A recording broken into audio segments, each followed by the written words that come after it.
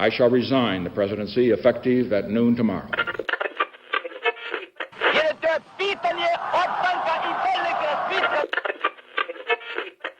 Sejam todos muito bem-vindos a mais um episódio do podcast Mundo de História. E nessa semana eu vou falar com vocês sobre um evento que mudou a história da humanidade, o evento que transformou o que nós conhecíamos, o que nós pensávamos sobre guerra. Vou falar com vocês sobre a eclosão da Primeira Guerra Mundial ou da Grande Guerra, buscando exemplificar e explicar todas as questões que levaram ao conflito e deixar claro que não foi o assassinato do Francisco Ferdinando a causa da Primeira Guerra Mundial, e sim toda uma junção de questões militares, políticas, econômicas e industriais. Mas, sem mais delongas, vamos então entender um pouco mais sobre como a Grande Guerra foi deflagrada.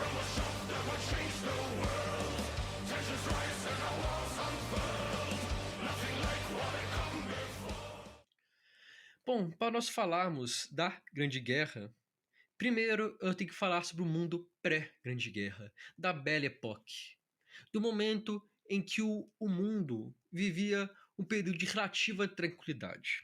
Eu digo relativa, pois a Europa estava tranquila.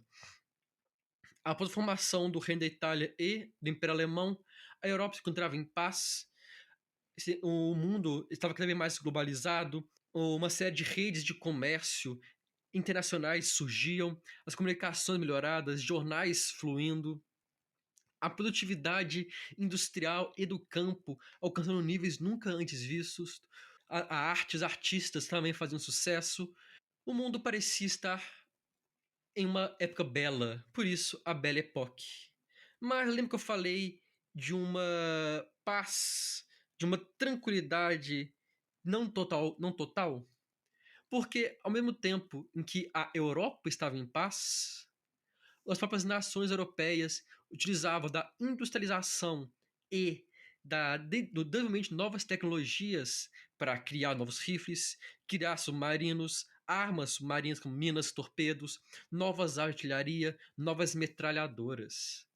Ou seja, o desenvolvimento econômico, o desenvolvimento industrial também favorecia, também auxiliava um desenvolvimento militar, o desenvolvimento armamentista. E para se produzir se tinha matéria-prima. As matérias-primas vinham muito da África e da Ásia. Não é à toa que, no final do século XIX, a Europa dividiu a África na Conferência de Berlim, dividiu parte da Ásia em zonas de influência e começava a ocupar, e muitas vezes ocupar de forma violenta, o interior africano. Por isso que eu falei que era uma paz, uma estabilidade, uma tranquilidade relativa. Era uma tranquilidade para os europeus, mas para os povos da África, para os impérios e reinos da África, para os impérios e reinos da Ásia, não era um mar de flores. O imperialismo europeu fez parte dessa Belle Époque. Já falei aqui do imperialismo europeu lá no Japão, na China, no Afeganistão, na Índia, e recomendo escutar e ler um pouco mais sobre isso, porque é um tema muito interessante e é um dos grandes marcos da Primeira Guerra Mundial. Um autor, o Stevenson, historiador, coloca que em 1914, ou seja, no ano que eclode a Primeira Guerra Mundial, 84% do mundo ou era colônia europeia ou era uma ex-colônia. Se vocês estão achando isso muito questionável, o maior império do mundo, da história da humanidade, foi o Império Britânico, considerando todos seus territórios, e é chamado de império onde o sol nunca se punha, pois em algum momento, alguma parte do globo estaria dado pelo sol, e nessa parte haveria um território colonial britânico. O imperialismo europeu tomou conta do mundo. Nações africanas foram subjugadas, nações asiáticas foram destruídas. Eu devo fazer um episódio inteiro só sobre imperialismo, para vocês verem o tamanho da importância do tema. Mas aqui eu quero que vocês fiquem com isso, com a busca de matérias-primas, o desenvolvimento econômico, o desenvolvimento militar, a globalização e um aumento da produtividade, um aumento dos contatos diplomáticos. É muito comum professores e professoras falarem do dia 28 de junho de 1914 como o início da Primeira Guerra Mundial ou como motivo da Primeira Guerra Mundial. Por quê? Nessa data, o arquiduque Francisco Ferdinando, herdeiro austríaco, e a sua esposa, a duquesa de Hohenberg, visitava a região da Bósnia, na época uma região do Império Austro-Húngaro e uma região com um movimento separatista muito forte. Com um movimento separatista muito forte. E, durante a visita, a comitiva do monarca foi atacada por terroristas que lançaram explosivos e, por um erro dos terroristas, a granada, o explosivo, não destruiu o carro do arquiduque, e sim um carro que vinha atrás com seu segurança. Obviamente, a comitiva foi interrompida, protegeram o arquiduque, porém, posteriormente, ele desejou visitar no hospital o policial ferido. E, ao caminho do hospital, seu carro fez uma curva e se deu de cara com um pequeno engarrafamento de trânsito. E na esquina dessa rua, em um bar, em um restaurante, estava Gavrilo Príncipe, um terrorista nacionalista bósnio que era parte do grupo da Mão Negra, um grupo nacionalista eslavo que desejava lutar por uma união dos povos eslavos. Gavrilo Príncipe saca sua pistola, dispara 2 tiros. Em um piscar de olhos, o herdeiro do trono da Áustria e a sua esposa são assassinados em Sarajevo. O barril de pólvora que era a Europa chega a seu ápice. A Áustria, que contava com o apoio da Alemanha, vale a pena saltar isso, realizou uma série de exigências da Sérvia, que acusava de ser financiador de ataques, e já praticamente claro que ou a Sérvia abria mão e aceitava todas as exigências, ou uma guerra iria acontecer. E aí eu quero falar um pouco da Sérvia. Porque a Sérvia era independente, mas tinha uma grande população eslava.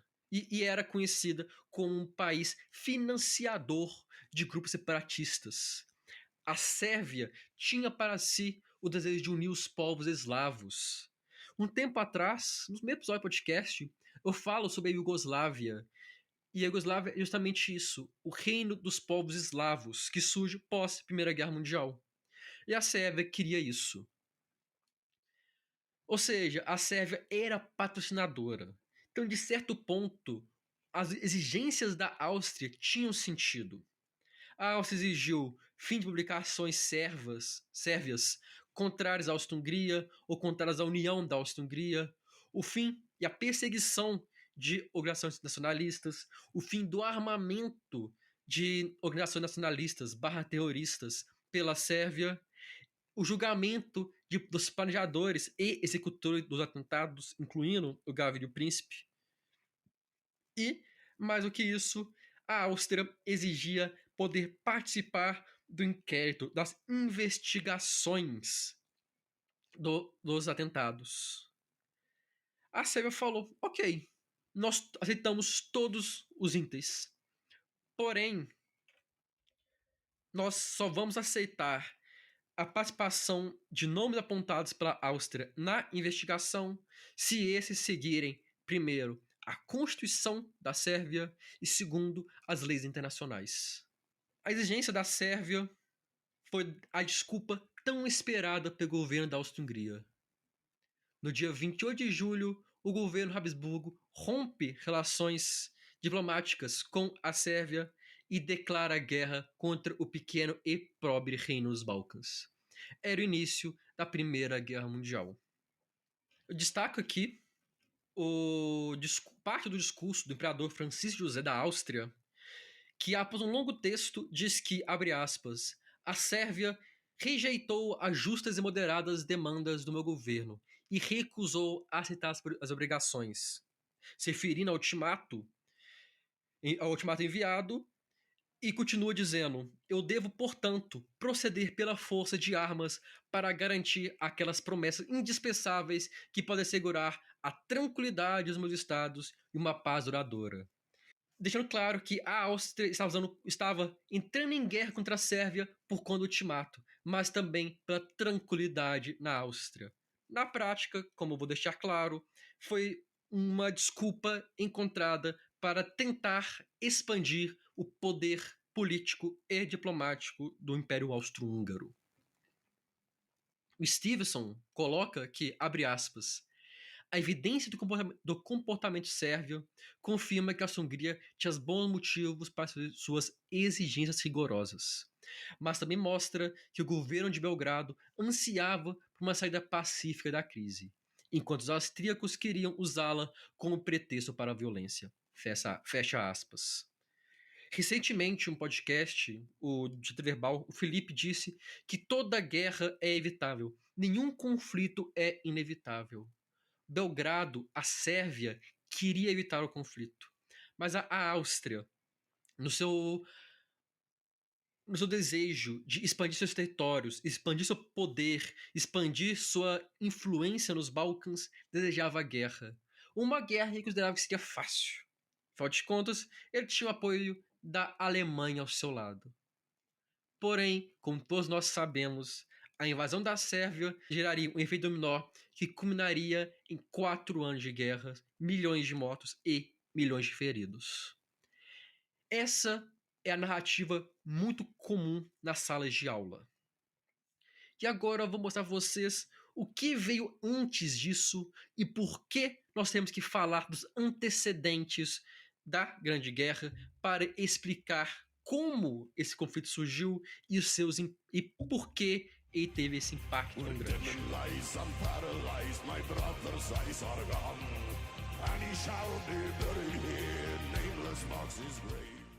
Eu vou começar falando do Império Alemão, que buscou, no período pré-guerra, aumentar sua marinha para buscando ter mais influência no Mar do Norte, principalmente após os britânicos anunciarem a construção do Dreadnought.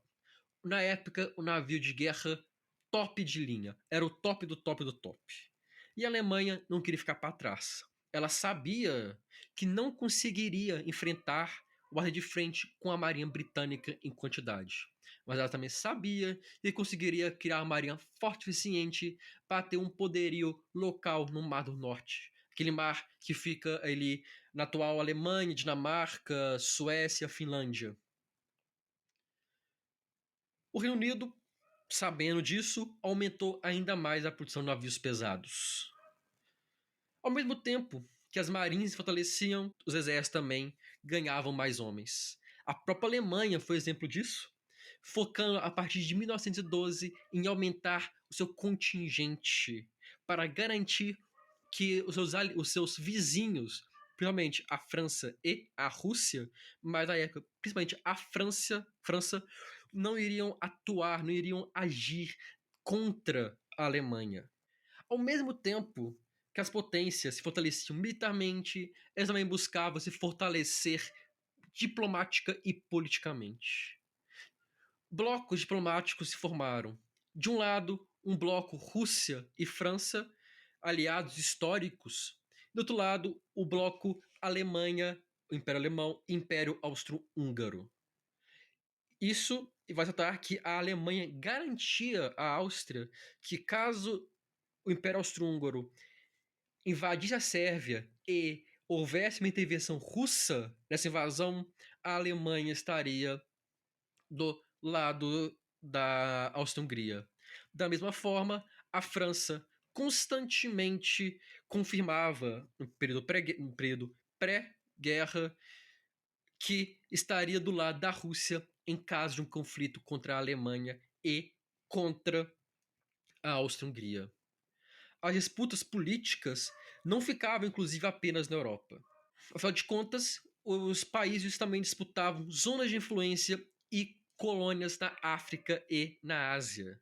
Um exemplo é a disputa entre a Alemanha e Alemanha e Inglaterra pelo Sudão, Alemanha e França pela África do Sul e o interesse francês nos Marrocos. Ou seja, a Europa era um barril de pólvora. Ao mesmo tempo que as potências se armavam, se preparavam para o conflito, constantemente entravam em conflitos políticos, em disputas, em até mesmo algumas crises na tentativa de aumentar sua influência e seu poder político. A Europa não era estável. Ela não era uma fortaleza. Ela era, como o Stevenson coloca, um castelo de cartas, frágil, porém estável. E a sua fragilidade só seria anulada com uma ação, com uma violência, com um ataque. É justamente isso que ocorre em 1914. É a quebra da frágil estabilidade que culminaria em uma guerra. Dentro das questões político-diplomáticas, eu quero ressaltar ainda a questão da Rússia. Por quê? Porque a Rússia se apresentava historicamente como aliada à Sérvia. Tanto que no discurso de guerra do Nicolau II, o czar russo, o imperador russo, ele diz que estava defendendo a Sérvia. Para vocês terem uma noção, em 26 de julho, 2 dias antes da invasão da Sérvia pela Áustria, a Rússia iniciou um processo de pré-mobilização de seus soldados. O que isso quer dizer? Os soldados não estavam em pé de guerra, mas aqueles soldados que tinham o passe de folga, por exemplo, tiveram os passes anulados. Os soldados estavam trabalhando na construção de ferrovias, foram chamados para os quartéis generais. A Rússia deu um grande passo para militarizar ainda mais a crise. E, de certo ponto, um passo sem volta. A Alemanha mandou um ultimato para a Rússia, que essa ignorou. Assim, em 1º de agosto de 1914, Rússia, Alemanha e Áustria mobilizaram suas tropas oficialmente e, no mesmo dia, o Kaiser Wilhelm, o Guilherme, declarou guerra ao Império Russo, comandado pelo seu primo. Sim, Nicolau II era primo do Kaiser Guilherme, que eram primos do rei Jorge V do Reino Unido. Os 3 netos da Rainha Vitória. Provavelmente uma das mais famosas rainhas da Inglaterra, ou do Reino Unido. 2 dias depois, sob o pretexto de um ataque francês, mas, na verdade, como parte de uma guerra de precaução, a Alemanha declara guerra à França. Restava apenas uma única potência fora do conflito: o Reino Unido da Grã-Bretanha. Mas essa ausência britânica não duraria muito. O plano de guerra alemão contava com um ataque pelo nordeste francês e um rápido avanço até Paris. Derrotando Paris, derrotaria a Rússia posteriormente e seria vitoriosa no conflito. Mas se você pegar um mapa da Europa, tanto nos dias de hoje quanto naquela época, você vai ver que a fronteira com a França e a Alemanha é um pouco diferente, porque a Alsácia-Lorena fazia parte da Alemanha e que esse nordeste da França conta e contava desde aquela época com o reino da Bélgica. Sendo assim, os alemães precisariam de autorização do rei belga para cruzar o seu país e atacar a França. A Bélgica, contudo, era historicamente neutra. O Tratado de Londres de 1839, que cria o Reino da Bélgica, deixava claro que a Bélgica seria independente e neutra.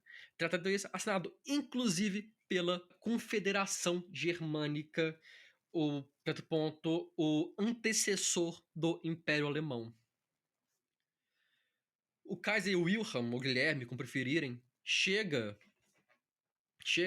ao rei belga, solicita a permissão para que as tropas alemãs cruzassem a Bélgica. Permissão que é negada.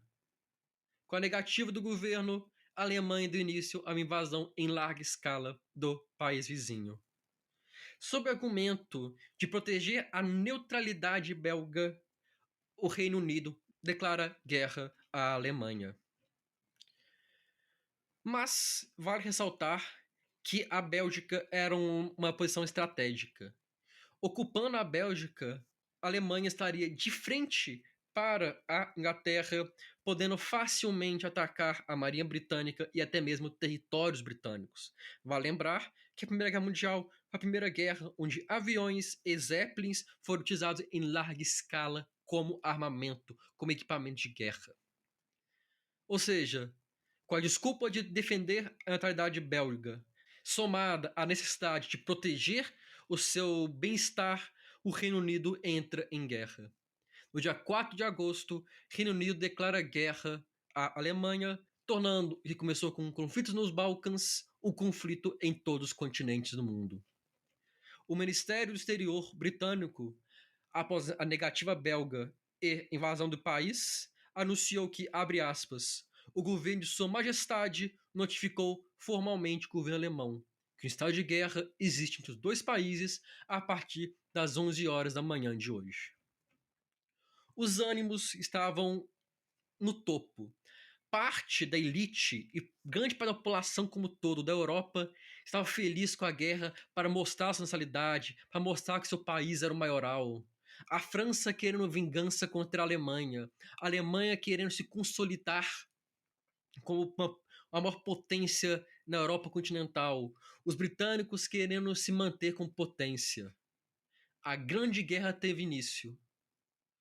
Porém, Áustria, Alemanha, Rússia, França e Reino Unido tiveram oportunidade de voltar atrás, mas preferiram enfrentar uma guerra que, na época, acharam que seria rápida. A guerra, diziam eles, que começou em agosto, acabaria até o Natal. A realidade é que a guerra duraria muito mais. E ao perceberem que a guerra não seria rápida e nem como planejada, o objetivo mudou de se consolidar cada vez mais forte para se manter forte, manter como está. Décadas de imperialismo, militarismo e alianças militares nutridas e mantidas pelo desenvolvimento industrial da Europa e pelo colonialismo chegaram ao evitável destino, uma guerra em grande escala. Escala essa nunca antes vista na história da humanidade. A humanidade iria presenciar 4 anos de batalha, a morte de inteiras gerações e a mutilação de milhões de seus jovens. Uma guerra que só teria fim em novembro de 1918, em um controverso acordo de paz com duras consequências. Mas isso fica para um outro episódio.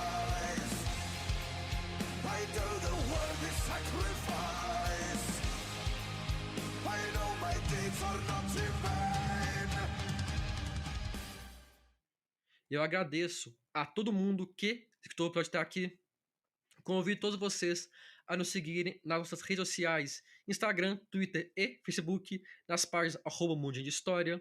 Por lá, vocês vão estar sempre por dentro de novos episódios sendo publicados e também de novidades ou alguma questão sobre o podcast.